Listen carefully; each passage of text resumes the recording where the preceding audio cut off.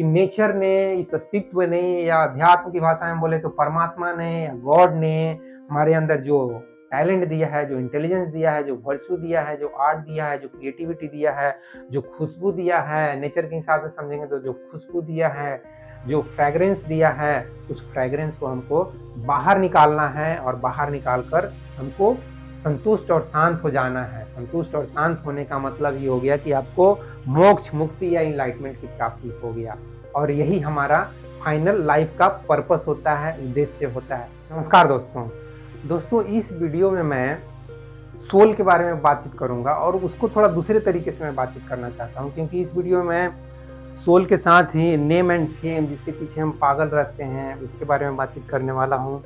What is virtuous name, मैंने एक नाम दिया हूं वर्चुअस, मतलब काला, जिसको हम रिलेट करते हैं गुणवत्ता वाला नेम, जिसके अंदर वर्चू हो, जैसे कि doctor, engineer, scientist, artist, musician, actor. ये जो किसी को हम नाम देते हैं वो क्यों देते हैं? उनकी कला के वजह से हम देते हैं। किसी को अगर हम डॉक्टर नाम दिए हैं तो उसके अंदर कुछ है, टैलेंट है, जिसमें किसी बीमार व्यक्ति को उसके बीमारी को दूर करने की कला है। किसी को इंजीनियर बोलते हैं तो इसका मतलब वो एक अच्छा खासा बिल्डिंग, एक अच्छा खासा ब्रिज बनाने की उसमें इंटेलिजेंस है, तब उसको हम नाम दे रहे हैं। उसी तरह से कोई डांस, बहुत अच्छा डांस कर रहा है, इसलिए हम उसको इस तरह के वर्चुअस नाम दे रहे हैं।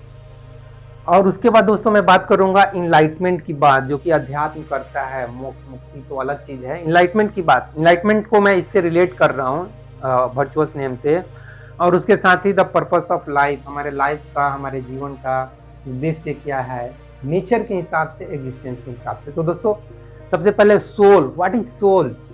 सोल, जिसको इस मॉडल के हिसाब से, मैन एज ए मॉलिक्यूल जो मैं बोल रहा हूँ, तो इस मॉडल के हिसाब से मैं सोल बोल रहा हूँ कि ये जो मॉलिक्यूल में जो बेंजीन रिंग है, बेंजीन रिंग क्या है?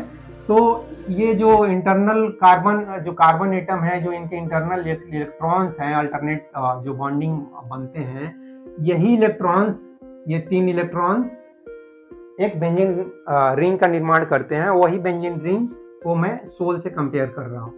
अब दोस्तों यहाँ ध्यान दीजिए कि ये जो कुछ मैं एक कॉन्सेप्ट एक डिजाइन करता हूँ, जिस कॉन्सेप्ट का बहुत पुराना रिलेशन है, मतलब जब मैं आईटी की तैयारी कर रहा था उस समय का ये रिलेशन है। उस समय ही मेरे दिमाग में कुछ इस तरह की बातें चलना शुरू हो चुका था, क्योंकि उस समय मैं एक तरफ से फिजिक्स केमिस्ट्री मैथ पढ़ रहा था, दूसरी तरफ मैं रजनीश और कृष्णमूर्ति को भी पढ़ रहा था।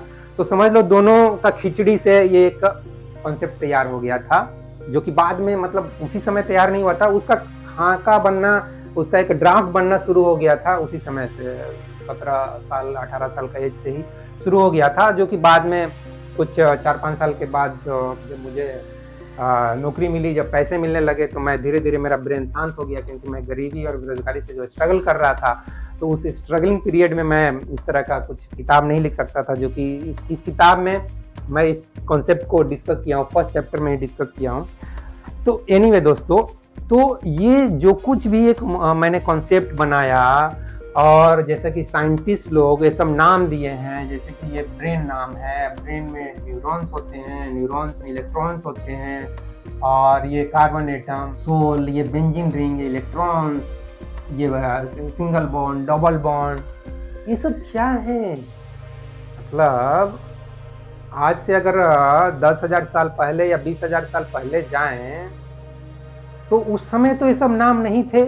मतलब उस समय किसी को भी नहीं मालूम था कि इसको ब्रेन बोलना चाहिए, इसको ब्रेन बोलना चाहिए, इसको हेयर बोलना चाहिए, इसको आंख बोलना चाहिए, क्या सोल क्या है, किसी को कुछ पता नहीं था। इलेक्ट्रॉन्स क्या है, कृष्ण भगवान के जमाने में इलेक्ट्रॉन क्या है नहीं पता था, लेकिन हाँ, उनको अपनी आत्मा का अनुभव हो चुका था, इसीलिए उन्होंने आत्मा के बारे में, जैसे कि बोले हैं कि नन्नम छिदंती शस्त्राणी, इस तरह के जो श्लोक उन्होंने दिया है कि आत्मा तो अमर है, उसको कोई छेद नहीं कर सकता। ऑफ कोर्स ये एक एनर्जी रिंग है, एक एनर्जी पार्टिकल है, एक एनर्जी इंटाइटी है, तो इसमें कोई तीर कमान क्या छेद करेगा? तो कृष्ण भगवान जो बोल रहे हैं वो सही बोल रहे हैं। तो मैं यहाँ यह कहना चाहता हूँ कि ये सब जो नाम हमने दिए हैं, क्या यही नाम है सोल? नेचर ने तो किसी को कुछ नाम नहीं दिया, वो चीज मैं बताना चाह रहा हूँ कि नेचर ने तो किसी भी चीज को नाम नहीं दिया। आज से 20 साल 30 साल पहले, जब साइंस और स्पिरिचुअलिटी कुछ भी नहीं था, अध्यात्म नहीं था, कुछ भी नहीं था, आदमी लोग थे, आदमी पशु के रूप में थे, वो तीर कमान चला रहे थे, भालू बंदर को मार के खा रहे थे, क्योंकि भालू बंदर हमसे पहले आ चुके थे, जीव जंतु वो सब हमसे पहले आ चुके थे। तो उस समय भी तो ये सब कुछ था, उस समय भी सोल थी, उस समय भी कार्बन एटम्स होंगे, उस समय भी ये फ्लोरीन एटम होंगे, उस समय भी इलेक्ट्रॉन होंगे, लेकिन उस समय इन सब का कोई नामांकन नहीं हुआ था।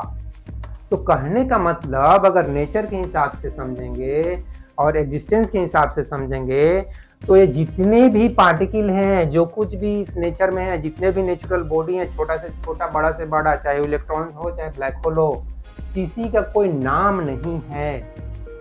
तो इस तरह से इसका भी कुछ नाम हम लोग दिए हैं। नाम को अगर हटा देते हैं तो ये जो चीज है, इस चीज को जैसा कि श्री कृष्ण से लेकर कबीर, कृष्णमूर्ति, मैं समझता हूँ कि हजारों लोग ऐसे हुए होंगे, कुछ लोगों ने बताया, कुछ लोगों ने नहीं बताया। जैसे रजनीश ने बहुत सारी बातें की, रजनीश के अंदर तो इतनी सारी किताबें लिख दी है, मैं तो सिर्फ 4 किताबें लिखा हूँ, उन्होंने तो भर दिया है किताब से। तो कुछ लोगों ने बताया, कुछ लोगों ने नहीं बताया। तो जिन लोगों ने बताया उन्होंने क्या किया है, समझाने के लिए हमको कुछ नाम देने का कोशिश किए हैं। जैसे कि साइंस ने क्या किया है कि जैसे कि एक एटम है, ये इसका न्यूक्लियस है, तो इसके चारों तरफ ये जो घूम रहा है जिसको साइंस बोलता है इलेक्ट्रॉन, ये एक तरह का क्या है, एक नाम है। जब इसको नाम नहीं दिया गया था, जब थॉमसन साहब या जे थॉमसन इनका नाम होगा जिन्होंने डिस्कवरी किया है, तो जब इन्होंने इसका पता नहीं लगाया था, उस समय भी इलेक्ट्रॉन इसी तरह से घूम रहा था। तो जे थॉमसन साहब क्या किए, उन्होंने इस पार्टिकल को ऑब्जर्व किया और उन्होंने इसका एक अपने हिसाब से एक नाम रख दिया। अगर कोई इंडियन होता तो उसका नाम कुछ अलग रखता, मिट्टी या कुछ भी नाम रख सकता है। तो कहने का मतलब ये है दोस्तों कि ये जो कुछ भी है उसका हम लोग नाम दिए हैं, अदरवाइज इनका कोई नेचर की तरफ से कोई नामांकन नहीं है। जैसे कि इलेक्ट्रॉन को नहीं मालूम है कि इस पार्टिकल को नहीं मालूम है जो इस न्यूक्लियस के चारों तरफ घूम रहा है कि मुझे लोग न्यूट्रॉन जानते हैं। जैसे कि एक बिल्ली को नहीं मालूम है कि उसको हम लोग बिल्ली बोलते हैं, या अंग्रेज लोग उसको कैट बोलते हैं, उसको नहीं मालूम है। उसी तरह से इवन इस आत्मा को भी, हमारे अंदर जो एनर्जी है, जो पीसफुल एनर्जी है, जो कोर है हमारा, जिसको मैं तुलना करता हूँ बेंजामिन रिंग से, उसको नहीं मालूम है कि लोग उसको आत्मा बोलते हैं या रूह बोलते हैं या सोल बोलते हैं, स्पिरिट बोलते हैं, उसको नहीं मालूम है उसको। लेकिन अगर अनुभव करना है तो उसको एज ए हम पीसफुल स्पेस के रूप में, शांति के रूप में, वॉचफुलनेस के रूप में, ऑब्जर्वर के रूप में, जैसा कि कृष्णमूर्ति ऑब्जर्वर शब्द का बहुत इस्तेमाल करते हैं। अध्यात्म में जाएंगे, बहुत पुराना पहले जाएंगे तो उसमें वॉचफुलनेस की बात होगी, जिसको हिंदी में साक्षी बोलते हैं। तो ये सब इसके क्या है, क्वालिटी है। जैसे कि इलेक्ट्रॉन पे नेगेटिव चार्ज होता है, प्रोटॉन पे पॉजिटिव चार्ज होता है। ये तो हमने जस्ट हम इस नेगेटिव को पॉजिटिव भी बोल सकते हैं, इसको नेगेटिव फिर बोलना पड़ेगा। तो कहने का मतलब जैसे कि साइंटिस्ट ने इसका नाम रख दिया कि इलेक्ट्रॉन, और इस पे जो क्वालिटी है वो उसको नाम रख दिया कि नेगेटिव चार्ज है और इस पे पॉजिटिव चार्ज है। चाहिए तो किसी को मन करता पहले तो उसको उल्टा भी कर देता कि इसको हम नेगेटिव मान लेते हैं, इसको पॉजिटिव मान लेते हैं। तो उसी तरह से दोस्तों इसके अंदर जो सोल है, उस सोल को हम एज ए पीसफुलनेस के रूप में, मतलब शांति के रूप में, या वॉचफुलनेस, साक्षी भाव के रूप में हम अनुभव करते हैं, देखते हैं। ऑब्जर्वर सब जो है वो साइंस की फील्ड के लिए अच्छा है। ऑब्जर्वेशन, ऑब्जर्वर, ये सब साइंस में यूज होता है। जब साइंटिस्ट कोई चीज को, किसी फेनोमेना को, किसी प्रोसेस को ध्यान पूर्वक देखता है कि क्या हो रहा है, पूरी तरह से कॉन्सेंट्रेट हो, उसको एनालाइज करता है कि क्या हो रहा है, तो उस प्रोसेस को हम साइंस की भाषा में बोले तो ऑब्जर्वेशन कर रहा है। तो कहने का मतलब जो सोल है दोस्तों, वो एक तरह का नाम है हमारे अंदर। जो कुछ भी ये क्वालिटी है ना, वॉचफुलनेस का, पीसफुलनेस का, जो हम जिस क्वालिटी को हम जिस भाव को हम बोल सकते हैं, अनुभव करते हैं, या जिस चार्ज को बोल सकते हैं, जिस आवेश को हम एज ए शांति के रूप में अनुभव करते हैं, वही चीज है सोल, और जिसको हमने ये नाम दिया है। अदरवाइज इसका नेचर की तरफ से, एग्जिस्टेंस की तरफ से कोई नाम नहीं है। इस नाम को जैसे कि सबसे पहले श्री कृष्ण ने दिया कि इसको आत्मा का नाम दिया। उसके बाद दोस्तों name and fame. Name and fame का क्या चक्कर है समझ लीजिए, जैसा कि मैंने शुरू में ही बोला कि हमारे अंदर जो इंटेलिजेंस है, जो टैलेंट है, जो वर्चू है, जो क्वालिटी है, जैसे कि वो इंजीनियर की क्वालिटी हो, चाहे डॉक्टर की क्वालिटी हो, चाहे कोई साइंटिस्ट की क्वालिटी हो, चाहे एक्टर, म्यूजिशियन, सिंगर, डांसर, इस तरह की जो क्वालिटी है, वो जो क्वालिटी है वो क्वालिटी एक्चुअली मैं जैसे समझता हूँ, और इसको आप एनालाइज करेंगे, जो इस फील्ड में हैं उसको अगर अनुभव करेंगे, तो उस क्वालिटी का रिलेशन दोस्तों यहाँ से है, मतलब सोल से रिलेशन है, न कि ब्रेन से रिलेशन है। कोई अगर बहुत अच्छा एक्टिंग कर रहा है तो निश्चित रूप से वो अनुभव करेगा कि उसके एक्टिंग में ब्रेन का कोई ज़्यादा रोल नहीं है, ब्रेन में जो इन्फॉर्मेशन है उसका कोई ज़्यादा रोल नहीं है। उसी तरह से कोई डांस कर रहा है तो डांस के लिए तो ब्रेन का कोई यूज ही नहीं है, नील, कुछ भी यूज नहीं है डांस करने के लिए। उसी तरह से कोई म्यूजिक बना रहा है, उसमें भी ब्रेन का कोई खास रोल नहीं है, ब्रेन जस्ट मीडियम के रूप में काम करता है। मेन जो रोल है उसकी आत्मा का रोल है, उसके अंदर से म्यूजिक आता है, उसके अंदर से गाना आता है, ना कि ब्रेन में सिर्फ सोचने से आता है। सोचने का काम तो इस धरती पे समझ लो तो 800 के 800 करोड़ लोग करते हैं। चटर पटर कुछ ना कुछ यहाँ चिटचट चलते रहता है, चाहे व्हाट्सएप पे चिटचट चल रहा हो, चाहे फेसबुक पे चल रहा हो, चाहे इंस्टाग्राम पे चल रहा हो, हर एक जगह कुछ ना कुछ तो चल रहा है। या तो टीवी देखते समय चल रहा है या नहीं देखते समय चल रहा है, हस्बैंड वाइफ के बीच हो, चटर पटर तो चल रहा है। वो क्या है, एक तरह का थिंकिंग ही तो है। लेकिन वो क्या थिंकिंग कोई एक सॉन्ग का रूप ले सकती है क्या, एक कविता का रूप ले सकती है, पोएम का रूप ले सकती है? नहीं ले सकती है। उसी तरह से म्यूजिक तो और भी डिफरेंट चीज हो गया, वो तो और भी सॉफ्ट चीज है। म्यूजिक पूरी तरह से सोल का रिलेशन है म्यूजिक से, कोई भी म्यूजिक नहीं क्रिएट कर सकता है।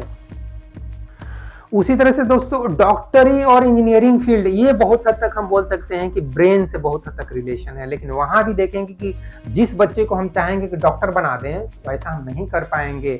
उसके अंदर भी यहाँ अगर उसका कनेक्शन है, वो इंटरेस्टेड है, अंदर से वो पैशनेट है डॉक्टरी फील्ड में जाने के लिए, डॉक्टर बनने के लिए, इंजीनियर बनने के लिए, तो ही उसका ब्रेन भी ठीक ढंग से उस फील्ड में काम करेगा, उस तरह के इंफॉर्मेशन को कैच करेगा, फिजिक्स, बायोलॉजी के इंफॉर्मेशन को कैच करेगा। अदरवाइज वो नहीं कैच कर पाएगा, और इसलिए वो मेडिकल और इंजीनियरिंग के जो एग्जाम है उस एग्जाम को भी वो क्लियर नहीं कर पाएगा, अच्छे रैंक से कम क्लियर नहीं कर पाएगा। उसको इंटरेस्ट होगा तभी कर पाएगा। तो वर्चुअस नेम का मतलब यही है दोस्तों। उसको एक्चुअली मैं सोल से रिलेट करना चाह रहा था कि जो कुछ भी हमारे अंदर वर्चू है, जो कुछ भी टैलेंट है और इंटेलिजेंस, इवन आइंस्टाइन की भी मैं बात कर रहा हूँ, ये भी अपने अंदर से यहीं से सोच रहे होंगे, उनकी आत्मा से। क्योंकि आत्मा का अनुभव इसलिए नहीं होता है हमको क्योंकि वो बिल्कुल पीसफुल, जस्ट लाइक ये इसमें न्यूट्रॉन होता है ना, उस पर कोई चार्ज नहीं है, सिर्फ मास है। तो इसमें तो इसमें मास भी नहीं है। मैं तो ये जो स्पेस है बेसिकली, बेंजीन रिंग में इलेक्ट्रॉन घूम रहे हैं, और उसी चीज को अंदर में जो स्पेस बन गया, उसी चीज को मैं सोल से कंपेयर कर रहा हूँ, आत्मा से कंपेयर कर रहा हूँ। क्योंकि हम अपने अंदर उसी शांति को अनुभव करते हैं, और वही शांति हमारी आत्मा होती है। तो वर्चुअस नेम का मतलब यही हुआ कि हम जो कुछ भी हमारे अंदर टैलेंट है, इंटेलिजेंस है, उसके बल पर, उसके बदौलत, उसके प्रभाव में लोग अगर हमको कुछ इस तरह का नाम देते हैं तो वही नाम होता है वर्चुअस नेम। और इसी के थ्रू हमको अगर कोई फेम मिलता है, नेम एंड फेम मिलता है, तो इसी के थ्रू हमको मिलना चाहिए। हम सभी को यार इसी के लिए एफर्ट करना है। हमारे अंदर नेचर ने, इस एग्जिस्टेंस ने जो कुछ भी हमारे अंदर टैलेंट दिया है, इंटेलिजेंस दिया है, चाहे वो म्यूजिक का हो, चाहे डांस का हो, चाहे एक्टिंग का हो, चाहे डॉक्टरी और इंजीनियरिंग फील्ड का हो, वो सभी को हमको अपने अंदर से बाहर निकालना है। जैसे फ्लावर अपने अंदर की खुशबू को बाहर निकालती है, तो समझ लो हमारे अंदर का जो फ्लावर है, जो खुशबू है, यहीं पे है। ये मैं जो डॉटेड दिखाया हूँ, यहीं पे हमारा खुशबू भरा हुआ है, यहीं पे हमारा फ्रेग्रेंस है, यहीं पे हमारा टैलेंट, आर्ट और इंटेलिजेंस है, वहीं पे हमारा वर्चू है। तो इसको ही हमको एफर्ट करना है। और उसको एफर्ट करने के लिए दोस्तों उसमें सबसे ज़्यादा आपको काम आएगा शांति, मेडिटेशन। जितना ही आप अपने ब्रेन को शांत करेंगे, उतना ही ज़्यादा आपके अंदर का जो वर्चू है, जो टैलेंट है, वो बाहर निकलेगा, क्योंकि आपकी उसी अवस्था में आपकी सोल क्रिस्टलाइज होगी, स्ट्रांग बनेगी, मजबूत बनेगी। और वो ज़रूरी है, तभी आप अपने अंदर के वर्चू को बाहर निकाल पाएंगे। तो ये हुआ दोस्तों वर्चुअस नेम का मतलब, मैं जो समझाना चाह रहा था। उसके बाद इनलाइटमेंट को भी मैं इससे कनेक्ट कर रहा हूँ। इनलाइटमेंट एक्चुअली बहुत बातें होती है, अध्यात्म में देखेंगे, स्पिरिचुअलिटी में बहुत बातें होती है इनलाइटमेंट का मतलब। मैं इस चीज को इस तरह से कनेक्ट किया हूँ कि जो कुछ भी हमारे अंदर टैलेंट और इंटेलिजेंस होता है, जो कुछ भी आर्ट होता है, उसको हम जब बाहर निकालते हैं तो हम बिल्कुल शांत होते चले जाते हैं, बहुत पीसफुल होते चले जाते हैं, और एक तरह से वैसी अवस्था में चले जाते हैं जब हमको लगे कि हम हमारा नेम फेम भी हम भूल जाते हैं। हम बिल्कुल ही नेमलेस तरह का हो जाते हैं, नेमलेस, जैसे कि कृष्णमूर्ति के बुक में आप पढ़ेंगे, वो नेमलेस एक्सपीरियंस बोलते हैं इनलाइटमेंट को, चाहे सोल के एक्सपीरियंस को। नेमलेस एक्सपीरियंस मतलब बिना नाम का, जिसको कोई नाम नहीं दिया जा सकता है। जैसे कि मैंने शुरू में भी बोला कि इसका कुछ नाम हम क्या दें। इलेक्ट्रॉन को नहीं मालूम है कि लोग मुझे, साइंस मुझे इलेक्ट्रॉन बोलता है, और इस पे मेरा जो क्वालिटी है उस क्वालिटी को नेगेटिव बोलता है। इलेक्ट्रॉन को नहीं मालूम है, ये तो बस एक पार्टिकल है जो एटम के न्यूक्लियस के चारों तरफ घूम रहा है।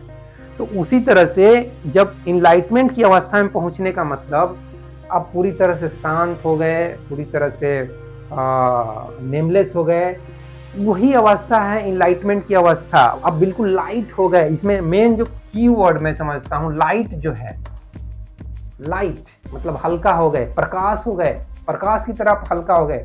सबसे ज्यादा हल्की चीज तो प्रकाश ही होती है ना, जिसकी स्पीड 3 × 10 मीटर पर सेकेंड होता है। तो उस चीज से मैं इसको कंपेयर कर रहा हूँ कि हम बिल्कुल वेटलेस हो जाते हैं, बिल्कुल नेमलेस हो जाते हैं, हम बिल्कुल हल्के हो जाते हैं। वही अवस्था है इनलाइटमेंट की अवस्था, जिस अवस्था में पहुंचने के लिए हमको अपने अंदर का जो टैलेंट है, जो खुशबू है, जो फ्रेग्रेंस है, जो आर्ट एंड क्रिएटिविटी है, उसको वो हमको बाहर निकालना है। उसको निकाल के ही हम शांत हो सकते हैं, संतुष्ट हो सकते हैं। संतुष्टि भी वही मिलती है। मैं बोलता हूँ, आपको अगर मुक्ति पाना है, इनलाइटमेंट पाना है, तो आप अपने को शांत करके मुक्ति पाइए, अपने को संतुष्ट करके मुक्ति पाइए। नेचर और एग्जिस्टेंस यही हमसे चाहता है। मैं लास्ट पॉइंट वही लिखा हूँ, द पर्पस ऑफ लाइफ। हमारे लाइफ का पर्पस वही है कि हमारे अंदर जो कुछ भी इस नेचर ने हमको इनबिल्ट जो दिया है, आर्ट एंड क्रिएटिविटी, जो इंटेलिजेंस, जो वर्च्यू, उस चीज को हमको बाहर निकालना है। उसी चीज के लिए हमको नेचर पैदा करता है, ना कि हमको नेम एंड फेम के लिए पैदा करता है, ना हमको पावर, पैसा और प्रॉपर्टी के लिए पैदा करता है, या पर्सनालिटी बनाने के लिए पैदा करता है। नहीं, नेचर को इन सब चीजों से क्या मतलब है भाई? इन पेड़ पौधों को देखिए, इनको क्या मतलब है? पर्सनालिटी क्या चीज होती है, प्रेस्टीज क्या चीज होती है? इन पेड़ पौधों को क्या मानो? नदी को, पहाड़ को, चांद को, सूरज को, इनको तारों को क्या मतलब है? कुछ भी मतलब नहीं है।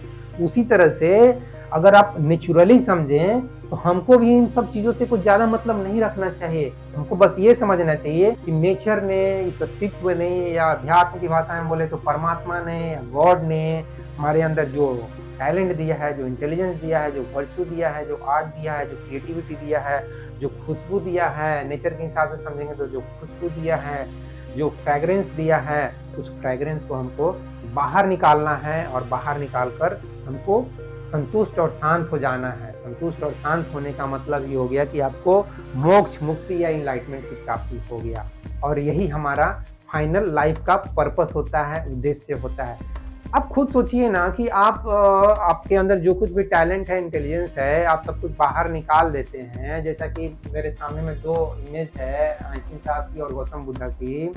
ये लोग भी अपने अंदर का जो कुछ भी खुशबू है, ये लोग पूरा अपना एफर्ट डाले कि मेरे अंदर जो कुछ भी है मैं लोगों में बांट देता हूँ। मेरे जो कुछ भी मैंने चीज को समझा, अनुभव किया, जाना, मैं सभी को as a friend, as a दोस्त, मैं सबके अंदर बांट देता हूँ। जैसे कि बोला गया है कि ज्ञान बांटने से बढ़ता है। वैसे तो आज के समय में देखेंगे कि बहुत सारे गुरु और गॉडमैन, चाहे टीचर्स लोग देखेंगे कि ज्ञान को भी एक बिजनेस बना दिए हैं, ज्ञान को ही पैसे से बांट रहे हैं। तो पैसे से नहीं बांटना है। गौतम बुद्ध ने, आपको मालूम है, पैसे से नहीं बांटा। इवन आइंस्टीन भी पैसे से नहीं अपना इंटेलिजेंस दे रहे थे।